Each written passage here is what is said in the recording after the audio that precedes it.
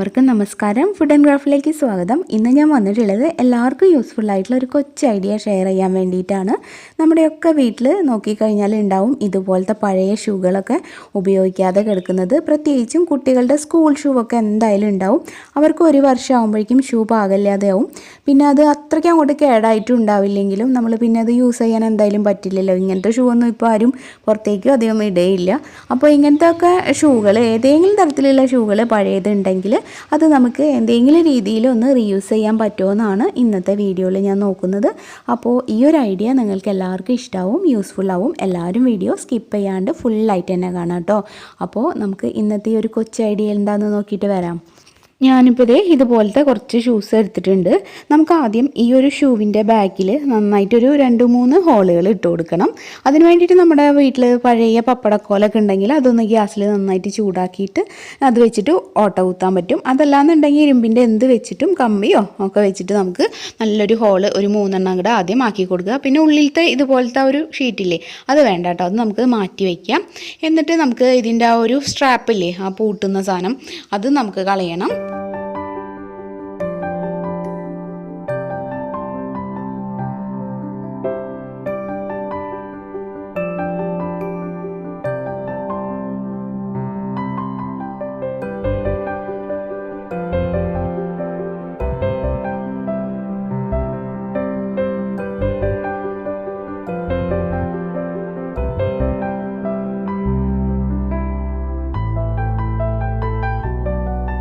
ഇപ്പോൾ നമ്മൾ ഇതിൻ്റെ ആ ഒരു വള്ളിയൊക്കെ മാറ്റി ഇനി നമുക്കിതിലേക്ക് മണ്ണ് നിറച്ച് കൊടുക്കണം.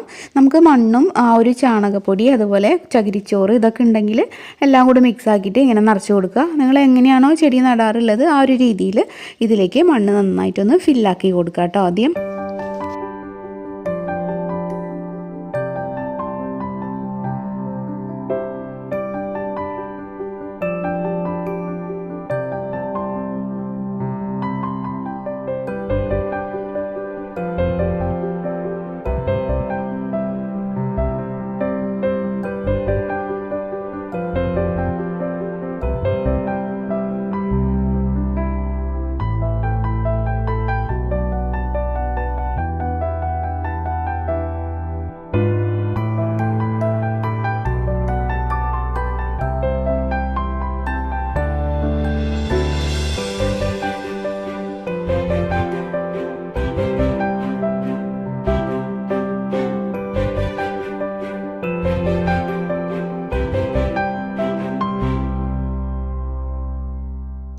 അപ്പോൾ എങ്ങനെയുണ്ട് ഇന്നത്തെ ഈ ഒരു റീയൂസ് ഐഡിയ?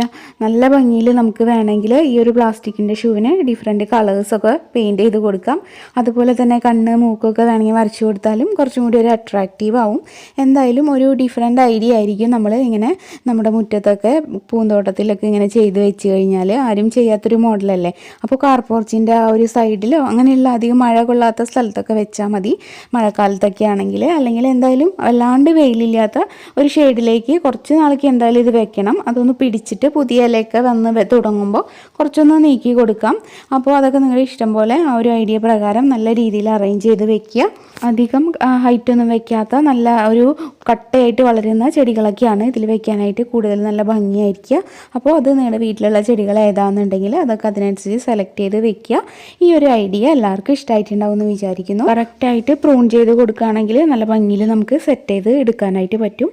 അപ്പോൾ വീഡിയോ നിങ്ങൾക്ക് ഇഷ്ടമായെങ്കിൽ തീർച്ചയായും ഈ വീഡിയോന് താഴെയുള്ള ലൈക്ക് ബട്ടൺ ഒന്ന് പ്രസ് ചെയ്യുക. ഇത് നിങ്ങളുടെ ഫ്രണ്ട്സും റിലേറ്റീവ്സും ഒക്കെ ആയിട്ടൊന്ന് ഷെയർ ചെയ്യുക. അതുപോലെ നിങ്ങളുടെ അഭിപ്രായങ്ങളൊക്കെ കമൻറ്റിലൂടെ അറിയിക്കുക. പുതുതായിട്ട് ആരെങ്കിലും നമ്മുടെ ചാനൽ ഇപ്പോൾ കാണുന്നുണ്ടെങ്കിൽ ഒന്ന് സബ്സ്ക്രൈബ് ചെയ്തിട്ട് നമ്മുടെ ഫാമിലിയിൽ ജോയിൻ ചെയ്യണം കേട്ടോ. സബ്സ്ക്രൈബ് ചെയ്യുമ്പോൾ ബെല്ലൈക്കൺ ക്ലിക്ക് ചെയ്യുക. അതിന് നേരെ വരുന്ന ഓൾ എന്നുള്ളൊരു ഓപ്ഷനും എനേബിൾ ആക്കുക. എന്നാലേ കറക്റ്റായിട്ട് നോട്ടിഫിക്കേഷൻസ് ഒക്കെ കിട്ടുള്ളൂ.